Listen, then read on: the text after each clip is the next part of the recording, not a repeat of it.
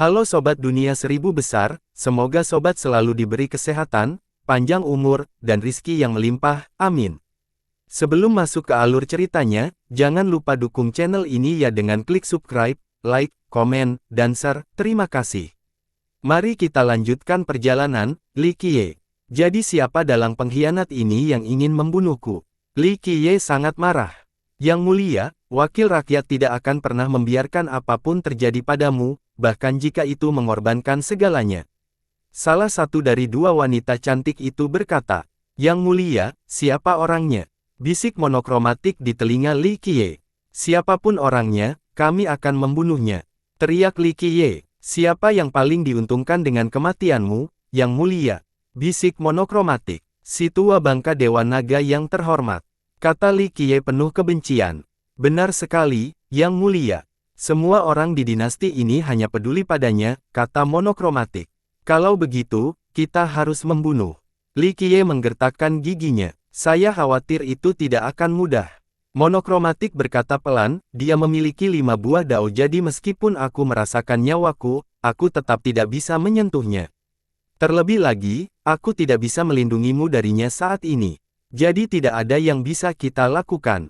Li Qiye menjadi pesimis. Yang mulia, jangan kecil hati. Saya yakin wakil rakyat pasti punya rencana yang bijak. Seorang wanita cantik berkata sambil mendekatkan cangkir ke mulutnya. Wakil wali kota, apakah ada cara? Tanya Li Qiye. Ada, katanya sebelum memikirkannya. Bicaralah. Li Qiye tampak tidak sabar. Kita tidak punya peluang apapun mengingat kekuatan kita karena hanya dia yang bisa menghancurkan kita, apalagi pasukannya. Kenyataannya, dinasti itu juga berada di bawah kendalinya. Monokromatik menjelaskan. Jadi ya, Li Qiye tidak mau menyerah dan kalah. Tapi, kita bisa mendapatkan bantuan dari luar. Monokromatik mengusap dagunya. Bantuan eksternal. Tanya Li Qiye. Kita bisa meminta bantuan para ahli untuk membunuh para pencuri itu. Suaranya monokromatik. Siapa? Li Qiye bertanya lagi. Saya kenal beberapa dari 10 monster. Saya dekat dengan Raja Kata Korsel dan Kera Api sehingga saya bisa mengundang mereka. Masalahnya adalah pembayaran setelahnya. Baiklah, kalau ini sudah selesai, kamu akan mendapat izin penuh untuk memberi mereka gelar dan hadiah.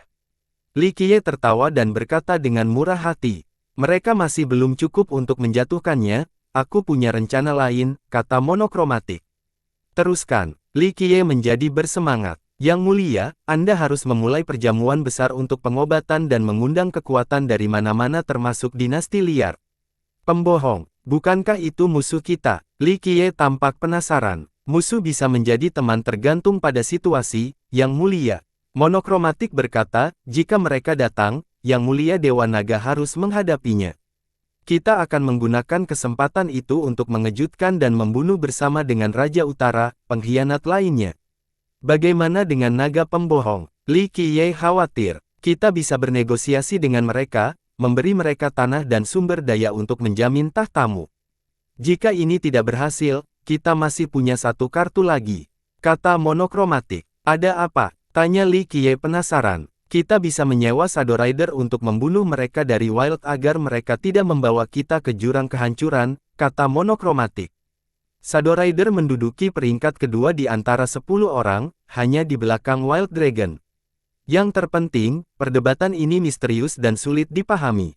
Rumor yang berkembang adalah tidak ada seorang pun yang pernah selamat dari pertemuan dengan pembunuh ini. Jadi, begitu. Aku suka. Kalau begitu, kuserahkan padamu. Li Qiye menggenggam tangan, tampaknya dalam suasana hati yang baik. Yang mulia, yang saya perlukan hanyalah Anda mempersiapkan pengobatan yang megah. Kata monokromatik. Jangan khawatir, bagaimana mungkin itu tidak hebat jika itu merupakan salah satu peristiwa terpenting dalam kehidupan. Li Qiye mengangguk. Anda memang bijak, yang mulia.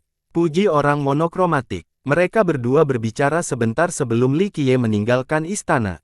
Yang mulia, apa yang dia katakan? Virerage melihat seringai Li Qiye dan intuisinya mengatakan kepadanya bahwa monokromatik tidak bermaksud baik. Siapkan jamuan makan yang besar untuk penobatanku, semakin megah semakin baik, undang semua orang. Kata Li Qiye, yang mulia, ini adalah masa yang berbahaya. Kebakaran ragu-ragu, semua mata tertuju pada mereka sekarang setelah kematian raja. Bukankah pesta makan malam sama saja dengan mengundang serigala ke dalam rumah? Sempurna, Li Qiye. Baiklah. Virerage merasa ada yang aneh dengan semua ini. Ia berkata, kita serahkan saja ke Raja Utara, dia bisa mengaturnya. Baiklah. Li Qiye mengelus dagunya dan mengangguk. Begitu mereka kembali ke istana utama, Yang Mulia Dewa Naga sudah ada di sana. Izinkan saya berbicara dengan Yang Mulia, kata Dewa Naga. Li Qiye mengulurkan tangannya dan Virerage pergi, meski tidak rela. Dewa Naga menatap Li Qiye. Sebenarnya, dia tidak melihat sesuatu yang istimewa tentang Li Qiye. Namun, dia tahu ada sesuatu yang terjadi karena kebijaksanaan Dewa Dao Delapan Kuda tidak ada duanya. Yang Mulia, Anda adalah penerus sah dinasti ini. Dewa Naga berkata, saya akan berkontribusi untuk tujuan Anda. Dia akhirnya mengungkapkan pendiriannya meskipun tidak melihat kehebatan Li Qiye. Ini adalah untuk membalas budi penguasa Dao meskipun masalah saat ini sangat buruk. Benar-benar rakyat yang setia. Li Qiye mengangguk. Namun, aku punya satu permintaan. Dewa Naga langsung ke pokok persoalan. Ada apa? Tanya Li Qiye. Silakan tinggalkan dinasti kuda 8. Katanya. Oh, Li Qiye terkekeh. Ini bukan upaya untuk menyingkirkan Anda, Yang Mulia. Saya hanya ingin Anda bersantai untuk sementara waktu hingga keadaan stabil, baik secara internal maupun eksternal. Setelah itu, saya akan mengundang Anda kembali ke tahta Anda. Pengungkapannya, tidak perlu begitu. Li Qiye menggelengkan kepalanya. Yang Mulia, kehadiran Anda mengundang perhatian. Orang-orang menginginkan stempel kekuasaan dan sulit untuk menghindari para perencana dari semua pihak. Bagaimana saya bisa menjawab kepada Yang Mulia jika terjadi sesuatu pada Anda? Dewa Naga khawatir. Mengapa pertanda aku membutuhkan seseorang untuk melindungiku? Li Qiye tersenyum. Dewa Naga tidak dapat mengatakan apa yang ada dalam pikirannya, bahwa Li Qiye terlalu lemah dan siapapun dapat menghancurkannya dengan satu tangan. Pisau tidak punya mata, itu berbahaya. Ucapnya dengan halus. Keturunan Gunung Naga Ilahi, kau memiliki kehormatan dan moralitas. Para leluhurmu bangga padamu. Li Qiye tersenyum. Apa? Dewa Naga menjadi tercengang. Dia berasal dari sesuatu yang hebat, tetapi yang lain tidak diketahui. Mereka mengira dia berasal dari sekte kecil dan diangkat oleh penguasa Dao Delapan Kuda.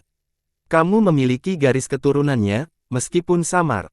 Kata Li Qiye. Gunung Naga Suci telah hancur, tanah leluhur yang legendaris tidak ada lagi. Kita tidak memiliki seorang pun yang tersisa setelah 6 leluhur. Dewa Naga itu menenangkan diri dan menjawab. Ini adalah garis keturunan perkasa yang telah hancur selama transisi antar zaman. Begitulah sifat jalan Tao, banyak orang dan benda akan hilang seperti secepatnya. Kata Li Qiye, bagaimana Anda mengetahui semua ini, Yang Mulia? Tanya Dewa Naga. Itu cukup jelas. Li Qiye tersenyum. Dewa Naga menarik napas dalam-dalam dan tahu bahwa ini tidak benar. Bahkan penguasa Dao tidak tahu asal-usulnya yang sebenarnya. Dia menatap Li Qiye dan berspekulasi berbagai kemungkinan. Kultivator, biasa, ini dapat melihat garis keturunannya meskipun tingkat ketajamannya berbeda. Ini tidak masuk akal. Garis keturunan saya tersembunyi, katanya. Beberapa orang mungkin dapat mengenali latar belakang naganya yang samar. Namun, ini tidak cukup untuk menyimpulkan bahwa ia berasal dari Gunung Naga Ilahi. Tentu saja, golonganmu bukan satu-satunya yang memiliki garis keturunan naga. Namun, garis keturunanmu berbeda karena telah disempurnakan di Gua Batu, tidak sama dengan naga dari silsilah iblis. Apakah ada yang tidak kau ketahui? Dewa Naga tercengang. Gua Batu itu merupakan rahasia sekte tertua mereka. Sayangnya, gua itu sudah tidak ada lagi. Belum lagi dia, bahkan para leluhurnya pun tidak pernah berkesempatan untuk mengunjunginya. Konon katanya gua ini dulunya adalah rumah bagi makhluk luar biasa dengan garis keturunan paling murni. Sayangnya, pertempuran zaman itu menghancurkan sekte mereka dan para ahlinya. Gunung Naga Ilahi tidak ada lagi setelahnya. Keturunannya kehilangan rumah mereka dan hanya berhasil bertahan hidup di 3 benua bagian bawah. Inilah alasan mengapa dia hanya menjadi pemimpin sekte yang lemah. Rahasia mereka pun hilang seiring berjalannya waktu, terutama masalah Gua Batu. Dia bahkan tidak memberi tahu dermawannya, penguasa Dao Delapan Kuda. Siapakah kamu? Ia mengira bahwa yang dilihatnya adalah hantu yang maha tahu. Saya hanya seorang pejalan kaki. Li Qiye tersenyum. Gua batu itu adalah peninggalan masa lalu setelah kematian keenam leluhur kita, yang benar-benar terlupakan. Bagaimana kau tahu tentang itu? Dewa Naga tetap skeptis tentang identitas Li Qiye. Yang lain tidak, aku melakukannya. Li Qiye tersenyum. Meskipun demikian, dia adalah seorang berpengalaman dan menjadi tenang setelah mengambil napas dalam-dalam. Yang mulia, sepertinya asal-usul Anda yang sebenarnya tidak dapat dipahami. Kata Dewa Naga, akhirnya ini masuk akal. Alasan mengapa penguasa Dao tidak mewariskan tahta kepadanya atau Raja Utara adalah karena orang luar ini jauh melampaui mereka. Kamu benar-benar pantas mendapatkan tahta. Ditambah lagi, mengubah kebingungan tentang masalah ini. Beberapa waktu lalu, dia mendukung Li Qiye untuk membalas budi sang penguasa Dao. Sekarang, tampaknya raja barunya layak untuk dilayani. Saya minta maaf atas saran saya. Dia kemudian membungkuk dalam-dalam. Bukan salahmu kalau kau tidak tahu. Li Qiye tersenyum. Yang mulia, apa yang harus kita lakukan? Dewa Naga duduk dan bertanya. Karena aku telah menerima permintaan Dao Lordmu, aku cukup beralasan untuk melaksanakan keinginannya. Ditambah lagi, tempat ini sepertinya cukup menarik jadi aku akan duduk di singgasana sebentar lagi. Li Qiye tersenyum. Dewa Naga tersenyum kecut. Kuda jantan ke-8 benar-benar anjing teratas di benua bawah. Sayangnya, Li Qiye sepertinya tidak terlalu memikirkan posisi yang sangat didambakan ini. Pilih saja hari yang baik untuk pengobatan. Kata Li Qiye. Baiklah.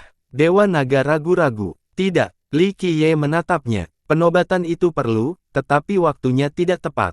Dewa Naga tersenyum kecut, Yang Mulia baru saja meninggal dan dinasti sedang digemari oleh musuh.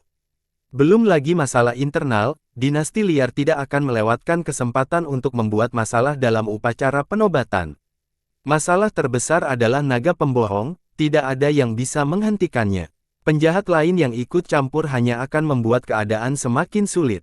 Ia melanjutkan, lebih baik menstabilkan situasi internal untuk mencapai solidaritas sebelum mengumumkan upacara besar. Tidak perlu, ini hanya membuang-buang waktu. Kalau memang akan seru, biarkan saja. Saya ingin mengundang semua pembuat onar. Li Qiye menenangkannya, ini kesempatan langka bagi kita juga, bisa menangkap semua teman kita sekaligus. Dewa Naga tidak menanggapi. Ia tahu bahwa invasi besar-besaran selama pengobatan mungkin akan menyebabkan kehancuran kuda ke-8. Li Qiye tahu ini, tapi dia masih memiliki keyakinan penuh. Dewa Naga bertanya-tanya apa sumber keyakinan ini. Silakan atur, aku yakin itu tidak sulit. Perintah Li Qiye, jika ini keinginanmu, Yang Mulia, itu akan terjadi. Dewa Naga menarik napas dalam-dalam dan setuju. Setelah dia pergi, Virerage akhirnya santai dan masuk ke dalam. Yang Mulia, apa yang dia katakan? Dia khawatir Dewa Naga mungkin telah mengancam Li Qiye, bahwa dia akan menyiapkan perjamuan. Li Qiye tersenyum. Tidak ada tuntutan lain. Virerage berpikir bahwa dia mungkin akan menjadikan Li Qiye sebagai boneka. Tidak, dia hanya akan berlayar. Li Qiye tersenyum. Virerage terasa jauh lebih baik, meski masih membingungkan. Bagaimana Li Qiye bisa membuat Dewa Naga itu bekerja sama? Kavaleri kekalahan tidak mengecewakan Li Qiye. Mereka menggali semua barang yang diinginkan hanya dalam waktu singkat dan membawanya ke kaki gunungnya. Penonton benar-benar dibuat bingung oleh tindakan mereka karena benda-benda yang digali itu berupa bongkahan batu besar dan bukit-bukit batu, tidak ada satupun yang tampak istimewa sama sekali. Mereka merasa bahwa ini adalah pemborosan tenaga manusia. Mengapa pasukan berkuda mengancam dikirim untuk melakukan sesuatu yang begitu kejam? Apa yang sedang dilakukan raja baru itu? Gumam seorang murid. Dia mungkin sensitif tentang kekurangan kualifikasi dan ingin menyalahgunakan izinnya. Orang lain menjawab dengan kasar. Tutup mulutmu. Seorang senior berteriak dengan tergesa-gesa. Raja baru akan mewarisi dinasti. Kekasaran tidak dapat diterima dan dapat dihukum. Hal ini terutama berlaku di Chaos. Satu hal kecil dapat mengakibatkan pemanggalan kepala. Meskipun sebagian besar tidak berani menyuarakan ketidaksenangannya, mereka tidak memaafkan perintah pertamanya atau statusnya sebagai raja berikutnya. Yang Mulia, bolehkah saya bertanya apa tujuannya? Virerage bertanya sambil mengikuti Li Qiye. Berbeda dengan banyak orang lain, ia tahu bahwa potongan-potongan besar ini istimewa karena ia hadir di sana untuk harmonisasi. Sayangnya, ia menatap lurus ke arah potongan-potongan itu dan gagal menemukan sesuatu yang aneh. Li Qiye berputar sekali dan melihat tidak ada yang hilang. Dia tersenyum dan berkata, "Tidak apa-apa, hancurkan saja ini." Petik 2 titik. Apa? Mulutnya menganga saat dia menatap ke arah jari Li Qiye. Ini karena Li Qiye menunjuk ke istana kerajaan. Yang mulia, apakah Anda ingin menghancurkan istana kuda 8? Virerage menjadi bingung. Ya, hancurkan saja dan tinggalkan dasar gunung itu.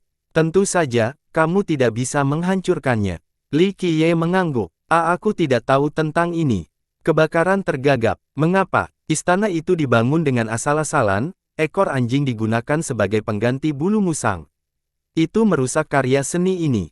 Kata Li Qiye. Amarah api berubah menjadi merah, bukankah ini tidak sopan terhadap penguasa Dao Kuda 8? Selain itu, istana ini juga berfungsi sebagai pusat kekuasaan dinasti. Penguasa Dao pernah tinggal di sini dan memberi perintah kepada kerajaan. Oleh karena itu, para anggotanya juga mengira sebagai simbol penting dinasti. Selama istana masih ada, dinasti juga akan ada. Yang terpenting, penguasa Dao baru saja meninggal baru-baru ini. Menghancurkan istana sekarang akan menyebabkan kekacauan dan keresahan yang tak terkira, yang akan semakin meningkatkan opini semua orang terhadap Li Qiye dan menciptakan keretakan yang lebih dalam dinasti. Yang mulia, mohon mempertimbangkan kembali, kita tidak bisa menghancurkan istana ini atau dinasti akan hancur berantakan, sesuatu yang sangat tidak menguntungkan bagi Anda. Virerage mendapatkan kembali akal sehatnya dan mencoba membujuk Li Qiye. Satu istana saja dapat menjamin ketenangan dan stabilitas di Eight Stallion atau menyebabkan kehancurannya sendiri. Jika demikian, dinasti ini sama lemahnya seperti selembar kertas. Sekte seperti itu tidak sebanding dengan waktuku. Li Qiye membalas sambil tersenyum. Virerage tidak dapat memberikan tanggapan. Hancurkan saja, aku ingin membawa barang-barang lainnya ke sana. Kali ini Li Qiye memberi perintah. Meskipun dia masih berbicara dengan santai dan tanpa tekanan, Virerage tahu bahwa tidak ada ruang untuk negosiasi. Apa yang baru saja kau katakan? Yang mulia Dewa Naga berdiri dengan heran. Menghancurkan istana ini sama saja dengan menghancurkan dinasti moral. Itu akan merusak proses pengobatan. Biar aku lihat. Dia segera pergi. Kenapa? Raja Utara mendengar berita ini dan menjadi terkejut. Istana itu baik-baik saja. Apakah Li Qiye ingin membangun otoritasnya sendiri dengan menghancurkan sisa-sisa penguasa Dao 8 kuda? Aku sama sekali tidak mengerti. Gumamnya dan juga meninggalkan tempatnya untuk dilihat. Satu orang sangat gembira mendengar berita ini, Monochromatic Master. Dia mengirim dan berkata, bagus sekali, teruslah mengaduk panci. Dinasti ini akan berada di saku Anda, Tuan. Salah satu dari dua wanita cantik itu menyanjungnya. Aku tidak peduli dengan cangkang dinasti ini. Kehancurannya hanya masalah waktu tanpa penguasaan Dao. Paduan monokromatik. Lalu apa tujuanmu? Si cantik lainnya membuat penasaran. Monokromatik menjawab dengan senyum misterius. Dewa Naga yang terhormat dan Raja Utara tiba di tempat kejadian dan melihat pengawal kerajaan tampak canggung dan tak berdaya. Istana ini dibangun oleh raja sebelumnya. Meski raja tersebut sudah tiada, mereka masih bisa mengenang masa-masa kebersamaan mereka saat berada di sana. Apa yang terjadi? Dewa Naga mengerutkan kening dan bertanya pada Virerage. Tanyakan pada Yang Mulia. Virerage memasang ekspresi getir. Yang Mulia, kita tidak bisa menghancurkan istana 8 kuda. Dewa Naga berkata, ini akan menghancurkan moral para murid. Jika benda kecil ini cukup untuk menghancurkan moral mereka, mereka tidak memiliki kemampuan untuk melindungi Eight Stallion. Ketika masalah benar-benar datang, mereka akan gemetar tak terkendali atau berhamburan seperti lebah dari sarang yang tumbang. Tapi istana itu dibangun sendiri oleh raja sebelumnya. Istana itu punya makna yang sangat penting. Dewa Naga membantah. Waktunya masih terlalu dekat dengan kematian raja, ini tidak masuk akal. Yang Mulia, mohon mempertimbangkan kembali. Jika Anda tidak senang, kami bisa melakukan hal lain sebagai gantinya. Raja Utara menimpa ikut Li. Itu perlu, semuanya akan kembali ke tempat semula. Li Qiye tersenyum. Raja dan Dewa Naga melirik batu-batu di bagian bawah. Aku akan membunuhmu, bajingan. Tiba-tiba, raungan kekanak-kanakan muncul dari sosok yang menerjang Li Qiye. Yang Mulia, jangan mengucapkan tidak sopan. Virerage berhenti dan berkata, "Komandan pengawal, apakah kau benar-benar akan melihat bajingan ini menghancurkan istana ayahku?" Azui berteriak marah, tidak dapat menerima ini. Dia memiliki banyak kenangan saat menghabiskan waktu bersama ayahnya di sini. Virerage tidak dapat menjawab karena sang penguasa Dao telah memperlakukannya dengan sangat baik. "Tidak ada yang bisa menghentikanku untuk membunuh," teriakan Azui. Dia bukan ingin melindungi warisan ayahnya dengan nyawanya. "Bagaimana kamu akan melakukannya?" Li Qiye tersenyum. Raja Utara dan Dewa Naga mengerutkan kening setelah melihat ini. Mereka bersimpati dengan Azui karena dia baru saja kehilangan ayahnya. Akan aneh jika dia tidak bereaksi begitu keras. Sayangnya, mereka tidak tahu bagaimana menghentikan Li Qiye karena dia adalah penguasa saat ini. "Aku akan melakukannya sendiri jika kau berani menyentuh istana ayahku." Matanya dipenuhi amarah, seakan-akan yang diinginkannya hanyalah mencabik-cabik Li Qiye. "Bagaimana jika kamu tidak bisa membunuhku?" Li Qiye tersenyum. Kau hanya orang biasa, membunuhmu tidaklah sulit sama sekali." "Ayo, aku akan menunjukkannya padamu," teriakan gadis yang marah itu. Meskipun usianya masih muda, dia telah bertemu banyak pakar sebelumnya dan dapat melihat kehebatan Li Qiye yang di bawah standar. "Baiklah." Li Qiye mengulurkan tangannya dengan provokatif dan berkata, "Karena kamu tidak tahu betapa luasnya langit dan bumi, aku akan menunjukkannya kepadamu, tetapi tentu saja, aku akan berbelas kasih karena mempertimbangkan ayahmu." Omong kosong. Penghinaan itu membuatnya semakin marah dan melakukan teknik cakar naganya. Tangannya melayang di udara dan menusuk dadanya, ingin menggali jantungnya. Bam! Sayangnya, Li Qiye entah bagaimana mengirimnya terbang ke tanah dan menyebabkan dia melihat bintang-bintang. Dia tidak tahu apa yang terjadi dan merasa sakit di sekujur tubuhnya. 3 ahli lainnya terkejut karena Li Qiye hanya melakukan gerakan mendorong bahu sederhana. Asasnya cukup baik meskipun usianya sudah tua. Dia telah dilatih oleh penguasa Dao 8 kuda sehingga perlindungan dan kewaspadaannya luar biasa dan selaras dengan satu sama lain, tidak masuk akal baginya untuk terjatuh karena dorongan kecil. Begitu nafsu dan temperamental menggebu-gebu, kau akan menghancurkan reputasi ayahmu pada waktunya. Li Qiye meliriknya. "Kamu." Dia hampir muntah darah karena marah sambil masih melihat bintang-bintang. "Berdirilah, tunjukkan pada saya apa yang telah kau pelajari dari ayahmu." Li Qiye mengulurkan tangannya lagi. Dia menjadi gila, ini pertama kalinya dia mengalami pelanggaran sebesar ini. "Aku akan membunuhmu." Dia bangkit dan berteriak. "Tetaplah tenang." Teriakan Raja Utara, "Ada kedamaian di jalan." Nasihatnya terngiang di kepala Azui bagaikan lonceng pagi dan membangunkannya dari amarahnya. Amarah menguasainya sebelumnya tetapi dia berhasil menguasai dirinya sendiri. "Baiklah, akan kutunjukkan padamu." Mata berkilat dengan niat membunuh yang mengerikan, sesuatu yang jarang terlihat pada seorang pemuda seusianya. Putri seorang penguasa Dao masih luar biasa dan memiliki aura yang kuat. "Aku menunggu." Li Qiye tersenyum santai, tidak repot-repot mengaturnya. Klang! Azui mengangkat tangan kirinya. Ledakan! Sebuah sinar melesat ke udara dari gelang yang terbuat dari untaian Dao kecil. Kekuatan seorang penguasa Dao meledak dan membuat yang lain terengah-engah. Ada 6 lonceng kecil pada gelang itu, tetapi setelah diamati lebih dekat, ternyata itu adalah 6 buah Dao. Tentu saja, itu bukanlah buah Dao asli, melainkan duplikasi yang diciptakan oleh penguasa Dao 8 kuda. Ini adalah senjata yang ditinggalkan untuk putri, Hexa Jewel Lu. Seorang gadis seusianya seharusnya tidak bisa mengendalikan senjata Dao Lord. Namun, dia telah melatihnya dengan cukup baik sehingga dia bisa menggunakannya dengan relatif efisien. "Senjata ayahku yang tak terpecahkan. Siapkan senjatamu dan bersiaplah untuk mati." Ucapannya dengan tenang, tidak lagi memiliki amarah yang tak terkendali dan lebih terlihat seperti seorang putri bangsawan. "Tidak perlu, jari ini saja sudah cukup untuk menindas gadis kecil sepertimu. Kau seharusnya merasa terhormat karena aku menyumbangkan waktu untuk memberikan pelajaran." Li Qiye mengejek. Raja Utara dan Dewa Naga saling berpandangan, tidak bermaksud menghentikan pertarungan karena mereka ingin melihat kemampuan Li Qiye. Jika hal ini semakin tidak terkendali, mereka akan mengambil tindakan pada saat itu juga. "Ambillah ini." Ketenangan Azui kembali terganggu. Dia melangkah maju dan melepaskan kekuatan 8 ekor kuda jantan. Istana takdirnya terbuka dan melepaskan vitalitas yang membumbung tinggi. Lingkaran cahaya seorang penguasa Dao terwujud menjadi kenyataan. 8 ekor kuda jantan jelas memanjakannya, meninggalkan banyak segel untuk perlindungan. Bam! Kuda-kuda energi itu menyerang Li Qiye, tetapi dia tidak bergerak sedikit pun. Bahkan lengan bajunya tidak berkibar. Sepertinya kamu lupa makan, tidak ada tenaga yang sama sekali. Li Qiye tersenyum. Mati. Dia meraung dan menggunakan gelangnya, menghentikannya dengan afinitas angin ayahnya. Dia muncul di depannya dan melancarkan serangan cakar lagi ke wajahnya. Kali ini, serangannya diperkuat oleh angin dan menjadi sangat tajam. Sayangnya, itu hanya melayang di udara karena ia menjadi ilusi.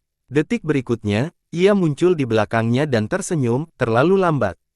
Maju, teriaknya dan kekuatan ayahnya meledak tanpa henti. Gelombang energi menghantamnya secara langsung, satu lebih kuat dari sebelumnya. Lebih jauh lagi, mereka menumpuk terus-menerus dan dapat menghancurkan pegunungan. Ledakan, akhirnya dia melemparkannya ke udara, tampak seperti daun yang jatuh. Ledakan, seluruh wilayah bergetar hebat setelah Li Qiye didorong ke tanah. Azui muncul di atasnya dan mengirimkan gelombang serangan lain dalam sekejap mata, menciptakan lubang yang di bawah dan menguburnya. Dia kemudian mendarat dan menghela napas lega sementara Yang Lin saling bertukar pandang. Dia pikir ini adalah akhir dari pertempuran tetapi mereka tidak setuju. Mengenai Virerage, dia tidak ingin sesuatu terjadi pada Li Qiye atau itu akan menjadi kesalahannya karena membiarkan ini terus berlanjut.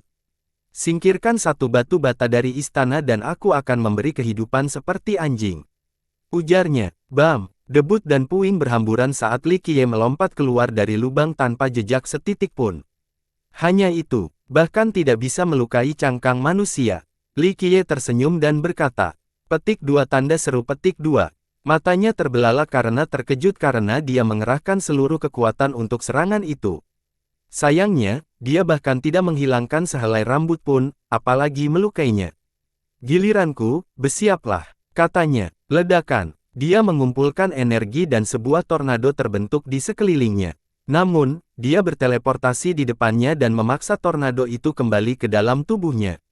Kekuatan 8 kuda, dia meraung dan gelang itu bergetar terus-menerus. Energi tsunami turun ke arah Li Qiye. Ledakan, dia hanya meninju udara dan tsunami langsung menghantamnya. Akibatnya, dia muntah darah. Mati. Meskipun demikian, dia tetap mengeluarkan keributan meskipun keadaan semakin buruk. Gelang itu menjadi cemerlang saat tombak-tombak Dao terwujud menjadi kenyataan, siap menusuk Li Qiye. Hal yang sama terulang. Tombak-tombak yang ditusuk itu tampak rapuh seperti kertas di hadapannya. Semua tombak itu juga dikirim kembali ke tubuhnya. Sial, Raja Utara kehilangan ketenangannya dan melangkah maju. Namun, Dewa Naga menghalanginya dengan satu tangan dan penutupnya. Karena dia lebih kuat, dia bisa melihat bahwa Li Qiye tidak bermaksud menyakiti si kecil itu. Gemuruh, setiap kali dia menyerang, dia akan membalasnya dengan kekuatan yang sama besarnya.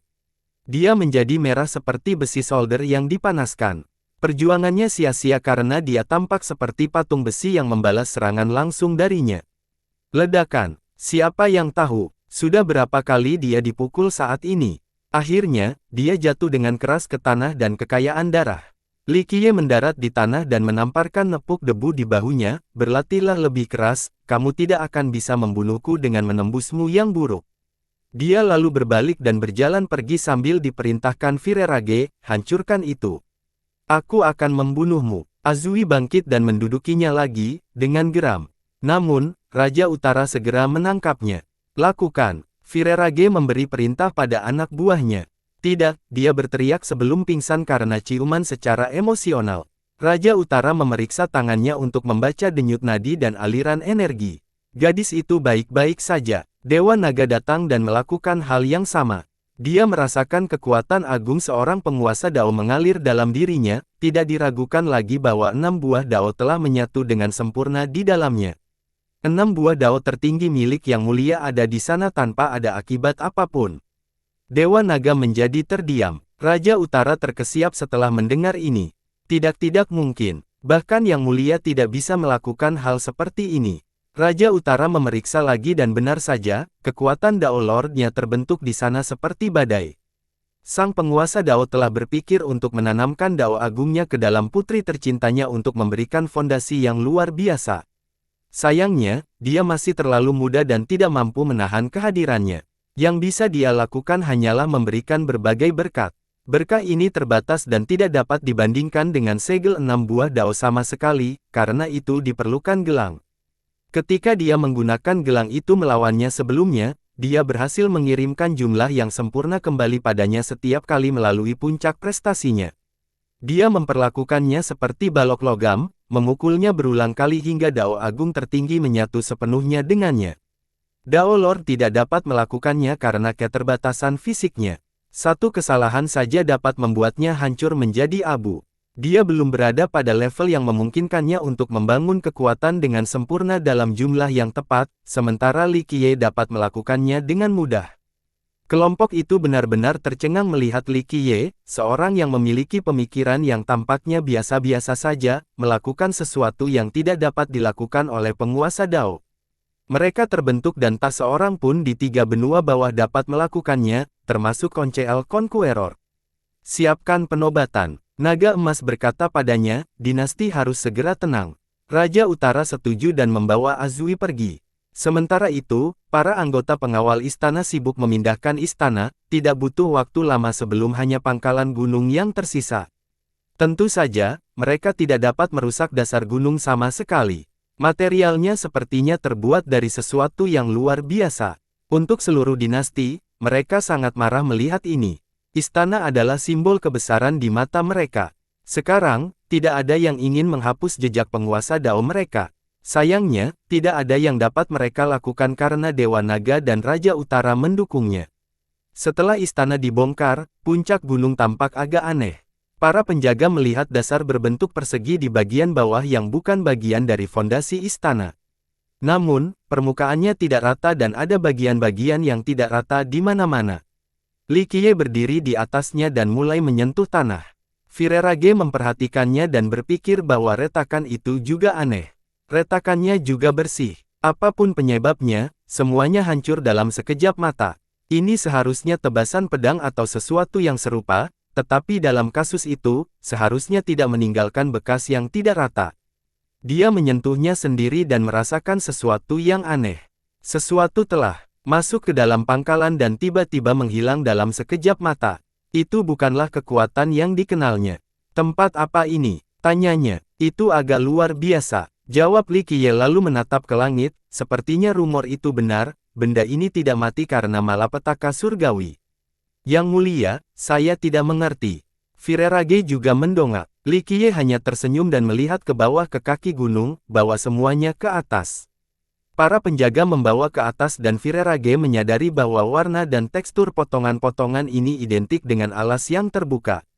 Pasang di tempat yang tepat. Li Qiye memimpin para pengawalnya menanam batu-batu yang lebih kecil ke dalam celah-celah yang tidak rata.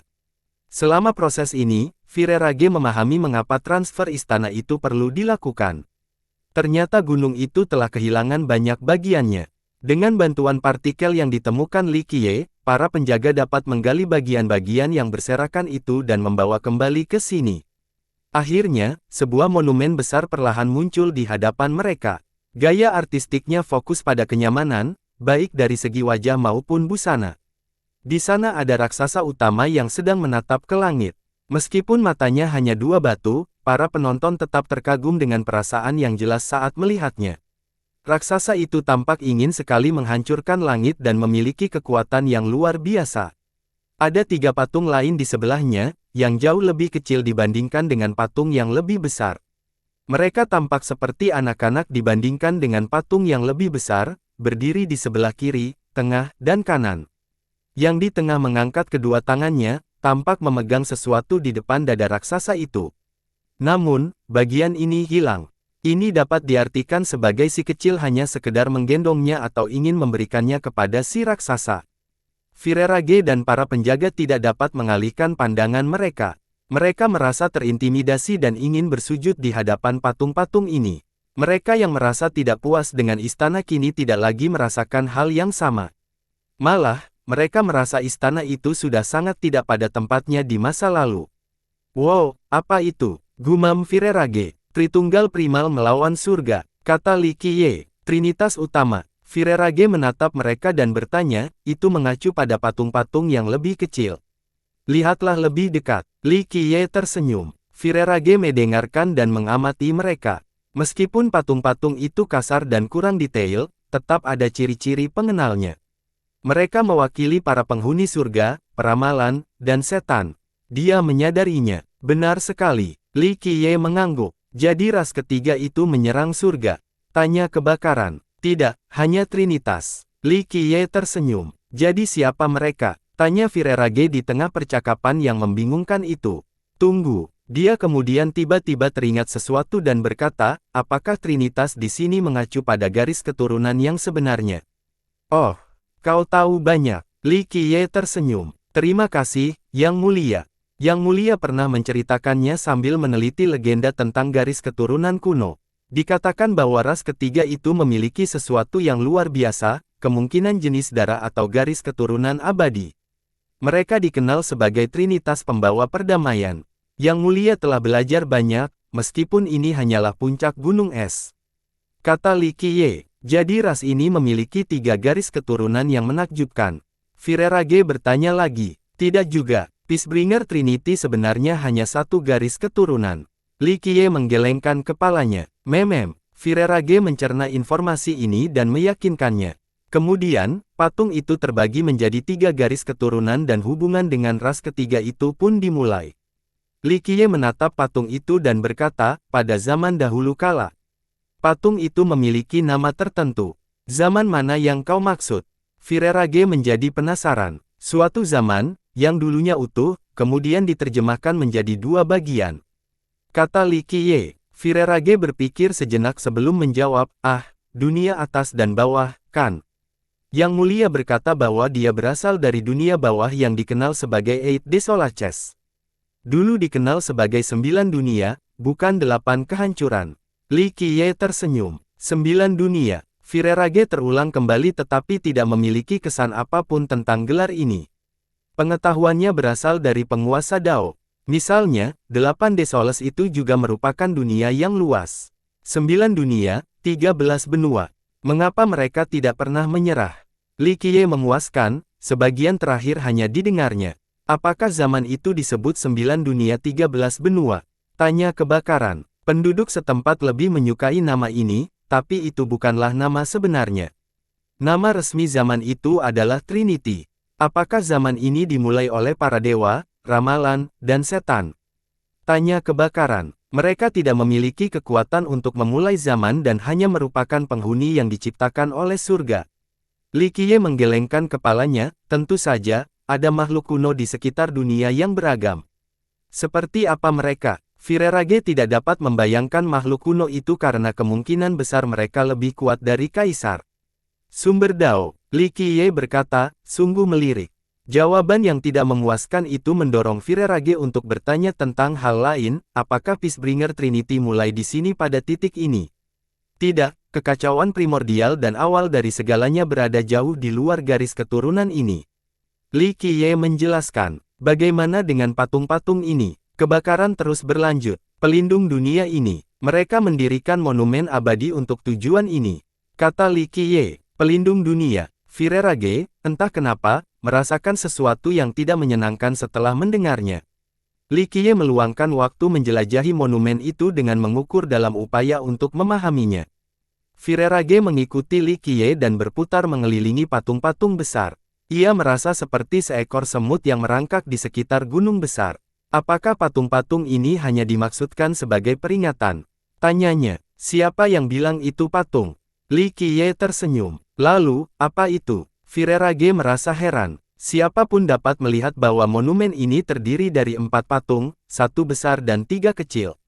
Itu sebenarnya adalah sebuah formasi, atau mungkin sesuatu yang sedikit lebih rumit. Harta karun dengan formasi yang tertanam. Kata Li Qiye, begitu ya, harta karun formasi. Kebakaran terus-menerus dan mengamati monumen itu dengan saksama lagi. Meskipun bukan seorang ahli formasi, dia tetaplah seorang penguasa abadi yang kuat selain telah mengikuti seorang penguasa Dao dalam waktu yang lama. Visinya melampaui banyak leluhur dari sekte lain. Sayangnya, dia tidak bisa melihat hubungan antara patung dan formasi, tidak ada riak energi atau garis rahasia. Apakah masih aktif? Tanyanya. Sayangnya, tidak. Kalau tidak, gerbang abadi pasti masih ada di sini. Li Qiye menanggapi dan menatap Virerage, pikirkan saja namanya, Primal Trinity Against the Heaven. Itu menunjukkan kekuatannya. Sekuat itukah? Kebakaran terjadi. Sumber daya gerbang abadi melampaui imajinasimu. Li Qiye berkata, sebenarnya ada harta yang lebih besar, jauh lebih kuat dari benda ini. Apa itu? Virerage gemetar dan memikirkan harta karun lainnya, perisai abadi yang mulia. Perisai itu membuatnya tak terpecahkan begitu lama. Sungguh mengarahkan. Li Qiye tidak menjawab dan bertanya, itu kemudian menjadi batu loncatan bagi dinasti Ming kuno. Perlombaan ini kedengarannya mengerikan, kata Virerage. Mereka kuat dan menakutkan. Namun, makhluk di belakang mereka bahkan lebih menakutkan. Li Qiye berkata sambil menelusuri celah-celah monumen dengan ukiran, makhluk ini menguasai formasi dan merebut harta surgawi. Siapa dia? Virerage tak dapat menahan diri untuk bertanya.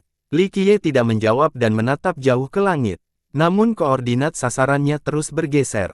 Jadi formasi ini lumpuh. Virerage mengganti topik pembicaraan. Meskipun para pengawal istana telah membawa kembali pecahan-pecahan itu dan menyusunnya, retakan-retakan itu masih ada. Jadi, tidak ada kekuatan yang bisa dirasakan di sini. Itu tergantung siapa yang kita bicarakan. Li Qiye tersenyum, Yang Mulia benar-benar beruntung karena mendapatkan berkah yang akan bertahan selamanya. Virerage tidak tahu harus menjawab apa. Menyebut Yang Mulia bukanlah hal yang salah. Bagaimanapun, kegagalannya memang merugikan. Masalahnya adalah, Yang Mulia hancur dalam pertempuran. Apakah ini masih dianggap beruntung? Saya telah memutuskan untuk membantu, jadi saya akan berusaha sekuat tenaga. Karena rajamu tidak bisa melepaskan kuda jantan 8, saya akan menjamin kemakmurannya di masa depan. Li Qiye tersenyum, mengangkat tangan, dan perlahan-lahan membuat telapak tangan. Berdengung, Virerage merasakan dao agungnya sendiri bergetar, bahwa sumber daunnya tengah terkelupas. Tangan Li Qiye tampaknya mampu menghabiskan waktu dan ruang bersama dengan dao yang tak terhitung banyaknya. Energi sejati kekacauan mengalir turun seperti air terjun. Virerage tidak dapat mempercayainya karena dia tidak dapat menghasilkan tingkat energi sebesar ini meskipun dia memiliki cukup. Berdengung, energi berubah menjadi hukum dan hukum berubah menjadi bab Dao. Virerage masih terus berdetak saat chapter tersebut menciptakan domain Dao dan menyegel area tersebut. Ruang dan waktu berputar dalam domain ini seperti simbol trigram. Virerage memberi kesan bahwa domain ini bukanlah satu-satunya hal yang berputar, melainkan seluruh dunia. Segala sesuatunya berguncang pelan sekali. Perubahan kecil ini hampir tidak terlihat oleh para pembudidaya biasa, tetapi beberapa orang menyadarinya. Di benua abadi, banyak penakluk dan kaisar merasakan perubahan ini. Jauh di dalam kegelapan yang tak terjangkau dan penuh kegelapan, sebuah eksistensi mengerikan tiba-tiba terbangun. Ini karena seseorang mencoba mencuri artefak tertingginya. Hanya matanya yang memiliki kekuatan dan daya hancur yang tak terkira, tidak ada makhluk hidup yang mampu mengalahkannya. Para penakluk, kaisar, dan penguasa Dao akan ketakutan. Penguasa naga yang paling kuat akan ketakutan setengah mati. Keberadaan ini segera memata-matai lokasi Li Qiye, mampu melihat menembus ribuan alam dalam sekejap mata. Pada detik yang sama, mata-mata lain dikepung juga terbuka dan menatap dunia. Sayangnya, keberadaan pertama merasakan sesuatu yang mematikan dari dunia, ingin mengakhirinya. Oleh karena itu, ia menutup matanya lagi, tidak lagi menemukan lokasi Li Qiye. Para pengendalian tersembunyi lainnya melakukan hal yang sama. Keheningan kembali mengecewakan. Virerage tidak terlihat jelas namun waktu seolah mengalir mundur saat Li Qiye menurunkan tangannya, tidak lagi menyambar dari dimensi lain. Dia telah memperoleh esensi Dao yang sama sekali berbeda dari Dao Agung saat ini dan energi kekacauan sejati. Tampaknya itu berasal dari zaman yang lebih tua. Dia kemudian menanamkannya ke dalam monumen. Berdengung, monumen itu tiba-tiba berubah menjadi 3 warna baru, terang, keemasan, dan ungu. Kemunculan mereka memancarkan kekuatan agung dan suci. Cahaya keluar dari celah-celah dan mulai menyembuhkannya dengan kecepatan yang mencengangkan. Pemulihan ini tampaknya berasal dari sumber internal. Tak lama, Kemudian monumen itu kembali sempurna, bahkan tak ada satu pun tanda yang terlihat. Kini, monumen itu kembali utuh dan menyatu dengan dunia. Meskipun sifatnya tidak aktif, hal itu tetap membuat orang merasa tidak penting dan tunduk, mirip dengan manusia yang menyembah dewa. Tritunggal Primal melawan surga leluhur primal. Li Qiye tersenyum setelah memperbaiki formasi. Mencuri esensi Dao adalah hal yang sangat tabu dan akan memulai konflik yang tidak dapat didamaikan. Namun, ini adalah zaman Li Qiye. Sebagai penguasanya, dia dapat melakukan apapun yang dia inginkan. Cara biasa tidak dapat memperbaiki formasi yang rusak parah ini, tetapi esensi Dao sangatlah istimewa. Ketidakaktifannya itulah yang menjadi alasan mengapa gerbang abadi runtuh saat itu, sebuah tindakan jahat dari makhluk perkasa. Tentu saja, Li Qiye tidak memerlukan formasi itu. Ia hanya mengaktifkannya lagi untuk memberikan kedamaian dan ketenangan abadi pada dinasti 8 kuda jantan. Virerage belum melihat formasi itu beraksi, tetapi dia bisa merasakan kedalaman yang luar biasa di dalamnya. Dia menenangkan diri dan bertanya, "Yang mulia, jadi leluhur utama gerbang abadi menciptakan formasi ini?" Dia belum pernah mendengar tentang apa yang disebut leluhur purba ini sebelumnya. Rupanya monumen ini menyimpan banyak rahasia yang menggemparkan dunia. Nenek-nenek moyang purba tidak termasuk dalam gerbang abadi. Li Qiye tersenyum, itu adalah makhluk dari 3 ras dan bahkan 100 ras. Jadi ya, gumam Virerage, apakah maksudmu mereka semua dulunya berasal dari ras yang sama? Li Qiye mendengus dan menatapnya, siapa lagi yang bisa menciptakan kehidupan selain surga? Ras-ras ini tidak muncul begitu saja. Virerage berpikir dalam diam. Di 6 benua, ada pemisah antara ras dan rakyat. Secara umum, ras tersebut meliputi para penghuni surga, peramal, dan iblis. Akan tetapi, ras tersebut juga memiliki suku dari 100 ras. Dengan demikian, dapat dikatakan bahwa mereka yang berada di pihak pengadilan surgawi adalah bagian dari faksi ini. Segala sesuatu yang lain dikenal sebagai orang-orang atau pendosa. Ini bermula selama Perang Langit pertama di zaman dahulu kala. Pengadilan langit mengutuk banyak ras sebagai pendosa. Para penyenitas yang beruntung di pihak lain menyebut diri mereka sebagai The People. Meskipun demikian, ras-ras lain di luar 3 ras kuno itu tetap berpihak pada ras tersebut. Ras ketiga menganggap diri mereka lebih unggul dari yang lain. Dalam hal garis keturunan, mereka percaya bahwa mereka adalah anak-anak surga yang tinggi. Yang mulia, apakah maksud Anda semua ras di dunia kita lahir pada saat yang sama?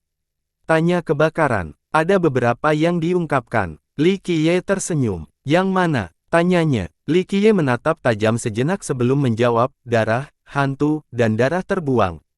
Virerage menggumamkan nama-nama ini. Forsaken Blood adalah nama yang asing baginya. Juga Ming kuno. Li Qiye menambahkan, mengapa mereka menjadi? Tanya kebakaran. Dia tahu tentang darah dan hantu, bukan darah terlantar dan Ming kuno. Mereka tidak diciptakan oleh surga yang tinggi. Kata Li Qiye. Virerage terkejut setelah mengetahui hal ini. Itu hanya satu kalimat namun mengandung banyak kemungkinan. Orang gila selalu ada, kata Li Qiye. Apakah mereka tidak diizinkan untuk hidup di dunia ini? Tanya Virerage, juga tidak tahu siapa maksud Li Qiye. Dia pernah mendengar legenda tentang darah dan hantu sebelumnya. Pada titik ini, yang dia miliki hanyalah kekaguman atas pengetahuan luas Li Qiye. Tidak juga, surga yang jahat agak berbelas kasih dalam hal ini, atau sekadar tidak berperasaan terhadap makhluk lain. Li Qiye tersenyum. Lalu apakah legenda ini benar? Virerage menjadi penasaran. Intuisi memahami bahwa Li Qiye tahu jawabannya. Bahwa nenek moyang darah adalah monster penghisap darah dan hantu adalah persilangan antara iblis jahat dan manusia. Siapa yang tahu? Li Qiye terkekeh dan berkata, semuanya berawal dari satu orang gila. Orang gila, ini juga merupakan informasi baru bagi Virerage. Dia telah mempelajari berbagai teori mengenai asal-usul mereka. Ini adalah hal baru. Dunia tidak tahu tentang orang gila ini. Li Qiye berkata, sambil mengamati lebih dalam ke pemandangan kota yang tersembunyi, ingat, 3 ras kuno tidak lebih unggul dari yang lain. Gagasan ini baru dimulai karena terputusnya dunia. Mereka akan terus mempercayainya, kata Virerage.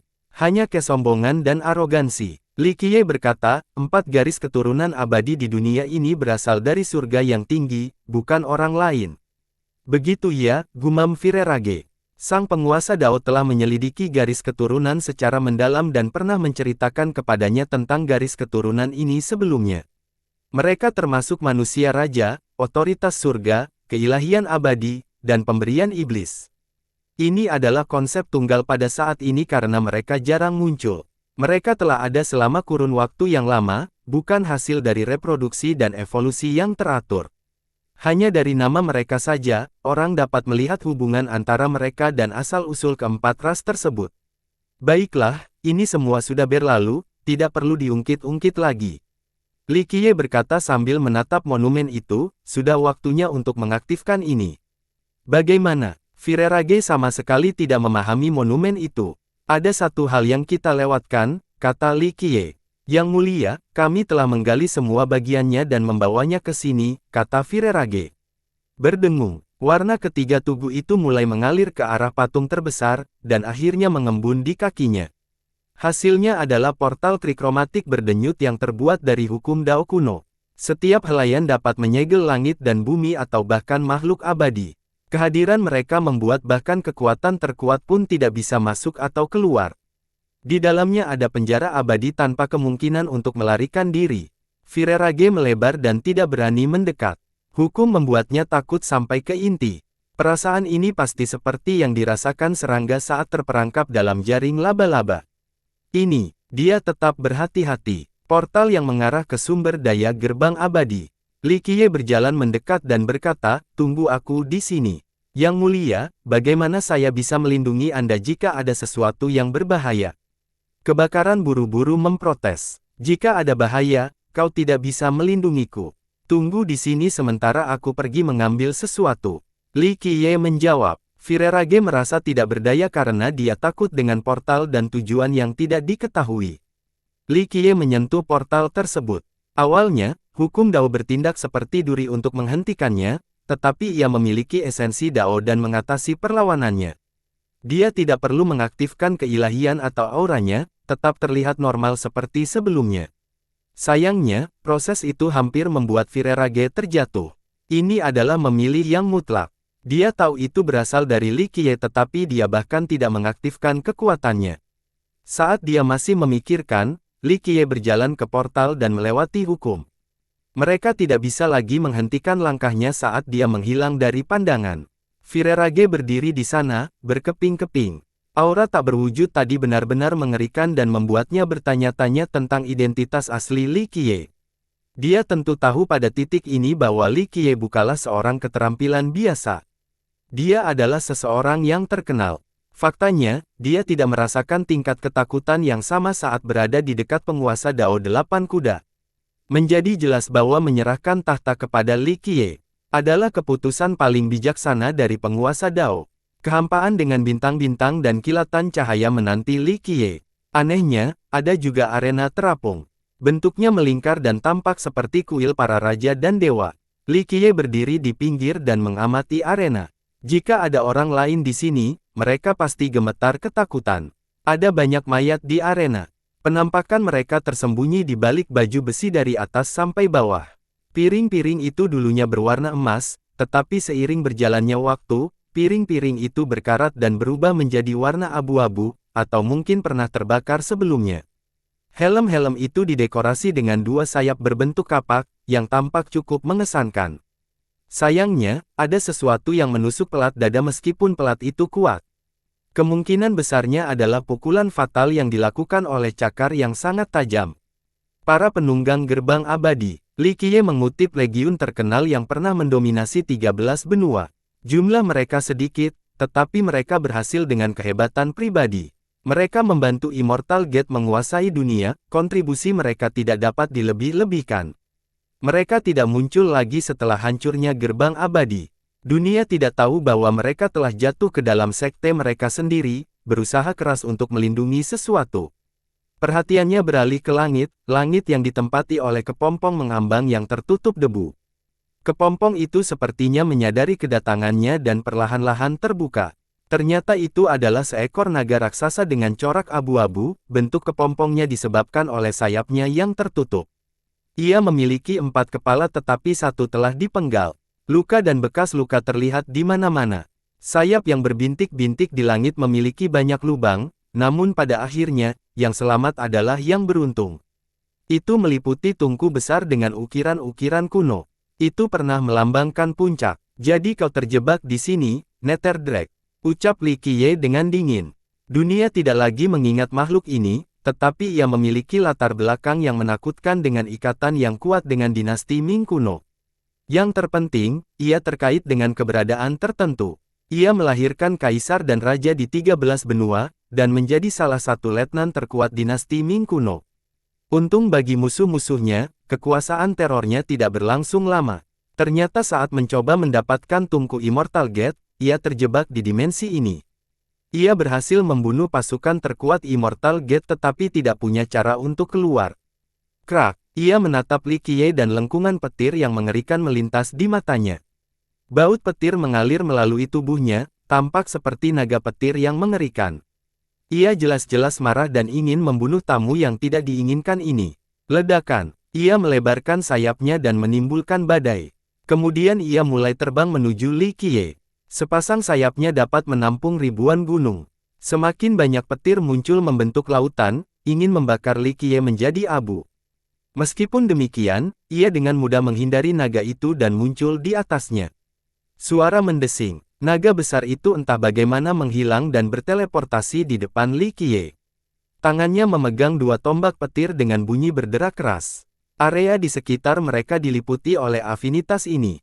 Bersembunyi menjadi mustahil. Li Qiye diselimuti dan menghentakkan kakinya dengan kekuatan yang tak tertandingi di dunia ini. Bahkan makhluk abadi pun tidak dapat menghentikan, apalagi makhluk ini. Krak. Kilatan petirnya padam, semua tulangnya hancur hanya karena satu serangan. Ledakan, benda itu menghantam arena dan menyebabkan banyak retakan. Ah! Teriaknya karena rasa sakit sekaligus amarah. Aku bisa membunuh tuanmu, apalagi kau, cacing lemah. Li Qiye menunduk dan berkata, naga pemakan kaisar belum pernah mengalami penghinaan sebanyak ini sebelumnya. Tuannya adalah makhluk yang menakutkan, hampir tak tertandingi di dunia fana. Bagaimana mungkin orang ini berpikir untuk mengalahkannya? Naga yang marah itu meraung dan mengumpulkan semua petir merahnya. Mereka bersatu membentuk satu sinar, menyebabkan makhluk surgawi kehilangan kecemerlangannya. Waktu pun berhenti, yin dan yang berhenti mengalir seiring dengan siklus 1000. Satu-satunya hal yang penting adalah sinar merah, tidak ada yang bisa menghentikan penetrasinya di dunia fana. Gerakan ini saja bisa melenyapkan benua-benua yang lebih rendah. Li Qiye menggenggam tangannya dan melepaskan tebasan pedangnya. Sinar ini mungkin sudah mencapai batas kecepatannya, tetapi Li Qiye bahkan lebih cepat, menyebabkan sinar itu terlihat lambat jika dibandingkan. Waktu mengalir mundur seiring ayunan. Saat tebasan maju, sinar itu justru surut hingga ke mulut naga. Suara mendesing. Pedang kesengsaraan berada di puncak dunia ini dan memotong keabadian itu sendiri tanpa henti. Naga itu terbelah menjadi dua bagian mulai dari kepala. Inilah Li Qiye yang sebenarnya ketika dia tidak menahan diri, membunuh Netherdrake tanpa berkeringat. Bas! Kedua bagian naga itu tiba-tiba terhubung lagi.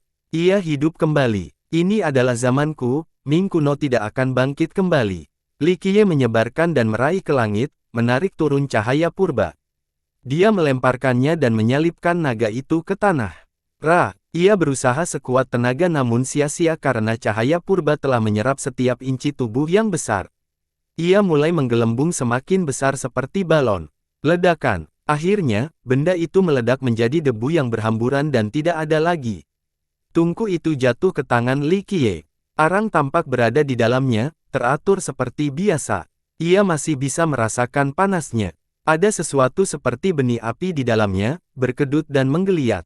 Api dapat menyala jika seseorang mengipasi potongan-potongan itu.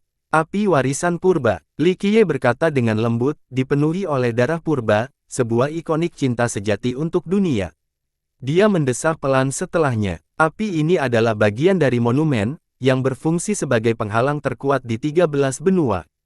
Monumen dan api berhasil menghentikan Ming kuno. Namun, mereka dikhianati secara internal, yang menyebabkan hancurnya monumen dan runtuhnya gerbang abadi. Inilah satu-satunya alasan Ming kuno berhasil memasuki 13 benua. Segalanya telah berubah total pada titik ini. Trinitas tidak lagi sama seperti sebelumnya. Legenda pengorbanan ini telah hilang di masa lalu. Bersambung.